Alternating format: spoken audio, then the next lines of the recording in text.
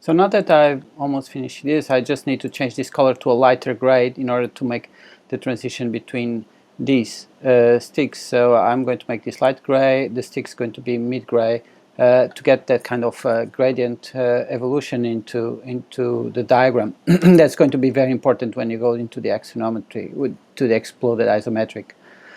So in order to do that, we can use the eyedropper, and what we need to do is just type of copy these boxes, and actually select the eyedropper from this one, that one, and then switch this color, so it immediately gets the properties. So from fill goes to stroke, and the same thing, this one is black, so I'm going to do the same with this one, making the eyedropper here, and select this one, use the eyedropper from this tool, and actually I don't need to, I just need to, because I copied it, just to replace. So now I'm going to select the sticks, which I know is from this view, and open everything again, and use the dark gray, and eventually, and the same thing, let's lock these ones, and use the light gray for the fabric, basically. So that's what we're going to do, and here we go. So now we start having this kind of gradient. Maybe we could even make this gray a little bit lighter, but for now it's I guess it gives the sense. So the same thing, we are going to use this. We can actually even copy the swatches that we are doing here. Control-C, Control-V, and bring it to the page, or they don't actually need to be the page, it could be outside of the page as well.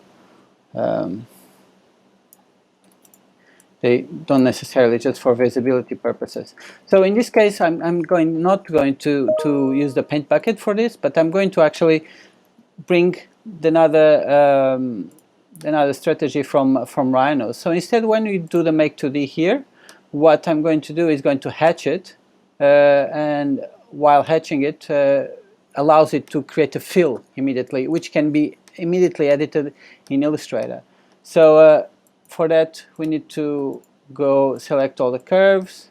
Actually, the command is hatch, which you can find in drafting here. It should be here. That's this one. And select the curves.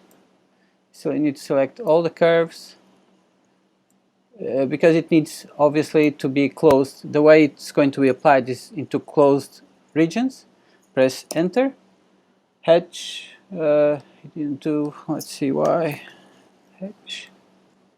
The curves.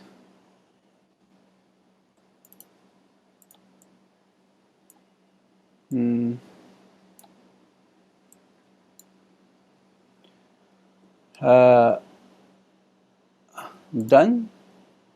No, it doesn't do it. So because probably there's some element. What you can choose is select boundary, and actually do the same thing. Select the curves afterwards, and afterwards it will start asking you what are the boundaries you are looking at. So we'll click inside regions to keep. I want to keep this one, so it's basically hatching that area, this area, this area, and this area. Right? So now it's all. Press enter. And now you have the hatch window. I'm going to use solid, but you can choose anything. It's all to your liking, as long as you can represent it. But for visibility purpose and for this tutorial, I use solid. So now what I'm going to do as well here is going to be hatching also this area, like this. I'll just change the color in Illustrator. So I'll use boundary because it's creating me problems, as you see previously. Press enter. Keep areas to keep inside. I'll keep this one and this one. Press grid snap, that's why it was creating me problems as well. Press enter, I choose solid, press OK. Alright, so now I'm going to export these ones as well. Actually, I could even export only the hatches itself, and actually, yeah, but for this purpose, let's export everything. Export selected. Put exploded hatch. Export. And polylines, yes, exactly the same settings. And allowed it. And now let's go to Illustrator. And so I'm going to delete this one and import the other one. File, place, explode hatch, place. And the same thing, one click, it will, oops, sorry, wrong. I moved it, so place,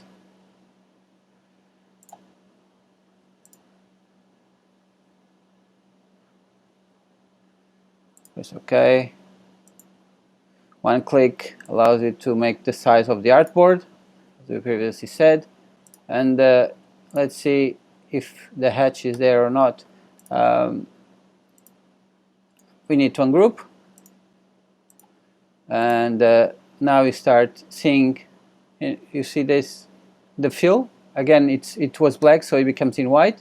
So we can immediately start putting out any kind of color. In this case, we don't want any fill, but we can delete it. You see there's still the lines there, right? So the same thing will happen here. Again, the fill is here, and this is where we actually want this to be colored. And in order to get that color, it's just now need to strike it like that. So that's done, right? So that's pretty a bit simpler than actually trying to do with a paint bucket, because sometimes it creates you problems. So in this case, now I'm going to make it a little bit bigger in order to because I didn't organize the layers, so but I wanted to finish it up fast, so I'm just going to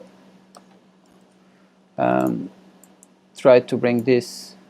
So this one, basically what we want to use it is the light stroke. Let's zoom in. As this is a light stroke, we want to use the light stroke in this one. So use the eyedropper, light stroke, this is the one. You see immediately changed color there. So there's still a few lines that are not into that. You see that's the color. And again, alright, so that's done. Now we'll do the same thing for the sticks. Be careful not choosing that one there. Actually, we can start putting this into the correct layer. So the lower one's on the lower one. Let's drag it down and make it disappear. And there's these two missing still. We'll put it down there.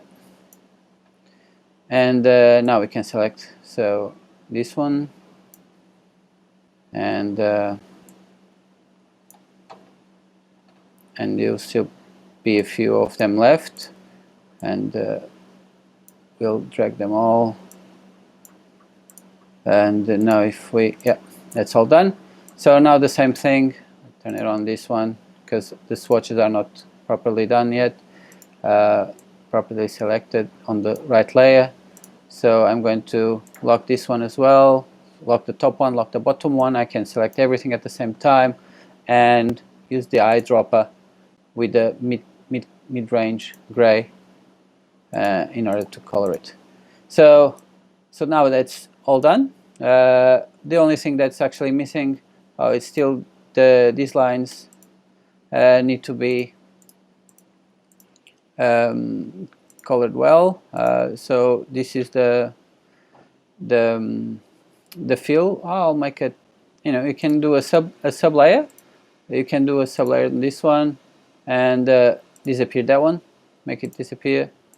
You need to put it inside of that specific one, so it's still on the same layer but it's a sub layer.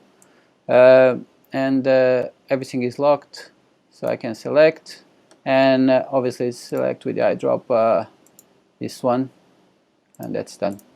Okay, so now the black, mid-range gray and light gray in order to get those elements. And you can put all, now it's, again, it's came off to the top because it's on top of all the lines.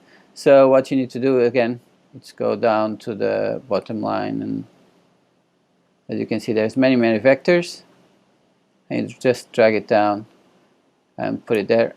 So now it goes to the bottom of that layer.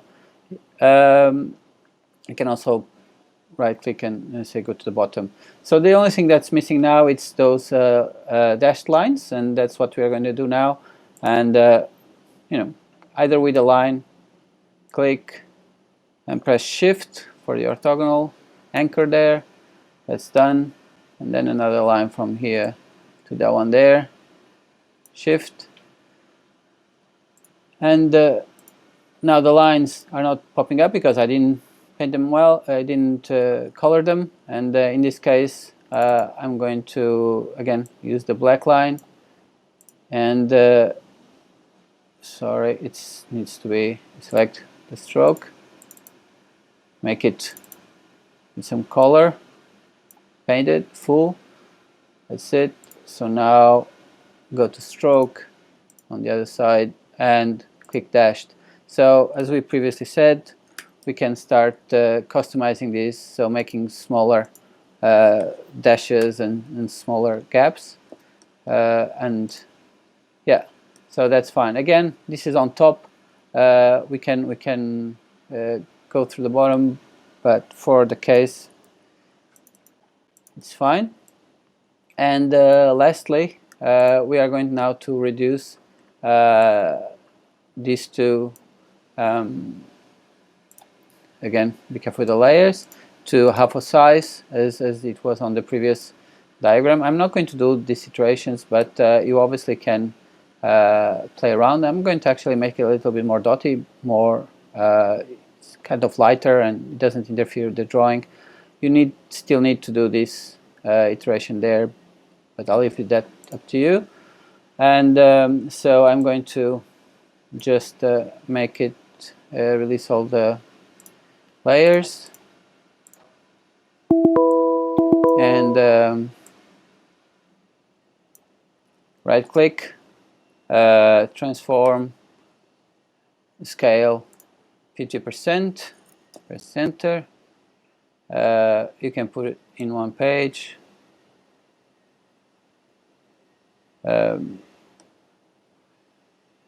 So can be shift here. Now what we need to add here is this one goes there, and this one actually is the final product. So I'm going to Control C, Control V, and drag it here. Again, alignments is important, so it's the same alignment point. Yep, that alignment point there. And Control 0. So what we need to do, be careful with the line weights because it's still the same. But in this case, what we are going to take out of this is these lines, because we don't need these. I just wanted to use the triangle there, and so that's what we are going to. So zoom,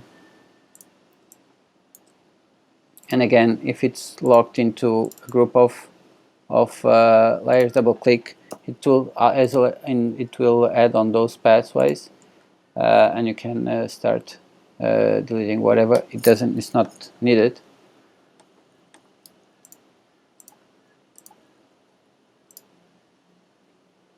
and we do need that. We don't need this, so I'm just going to put the layout, the outline of what we did. Yep, that one. We don't need that one as well. We'll click on that one now. Yep, we don't need this one. Yeah, and that's pretty much it. Now we go back. This one was also should be the gray. Little elements. So once you get into those kind of scales, you obviously start finding, if things are not done properly, you start finding small differences. So it's the mid-range gray that's done. And what I'm going to do is just put this one in pink. So that one, so it says there I don't want to color anything here, so I'm going to take it off. Okay, so make it transparent and make the stroke becoming that that magenta, which can actually pick the eyedropper, get the same color, and then switch, and yep, there you go. And this one's the same. Eyedropper, this one. So that's done. I picked up another line that's shouldn't be there, so I'll go select this. Again, this is the problem of not having the eyedropper, the layers set properly. No. Sorry. Undo. This one. Okay. Isolate selected group. So that's what it does. You can go for this one and select the eyedropper and place it there. Hopefully it's done now. Yep. And this one the same. Needs to be done with the magenta line. So now on this case I'm going to make it also dashed, and go to stroke, dashed line. Yeah, that sounds okay for the baseline. Zoom out, and I said I was going to, so that's basically what we need to do for the diagram, and create this more dotted instead of so I'll put 2, let's say. Yep, so that worked for me.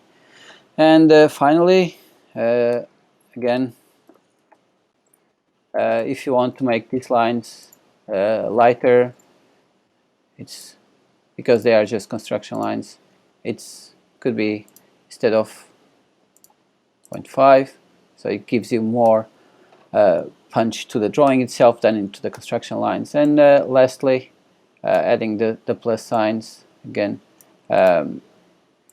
to this page, and again giving a bit more spacing.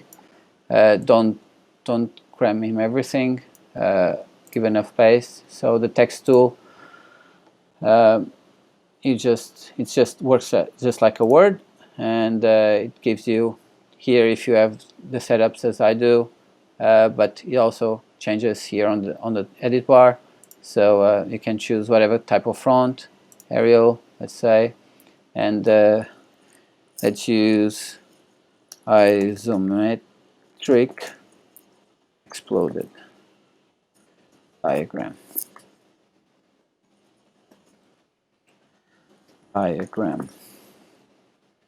So that's fine. Again, the same thing. If you want to change color to this, you can just pick the eyedropper and choose any color. And also I want to put the plus, this one plus that equals that. Control C, Control V, and instead of using I'll use the plus sign in this case, and change obviously the size, equal here, so we can change the size and let's say 72. Yep, it works. And then Control C, Control V. You should create a layer for text as well. Line it, line up the text again, and double click on it if you want to use equal. All right, and this is it. This is what we need to do on the transferring on the Illustrator side for the exploded view. All right, thank you.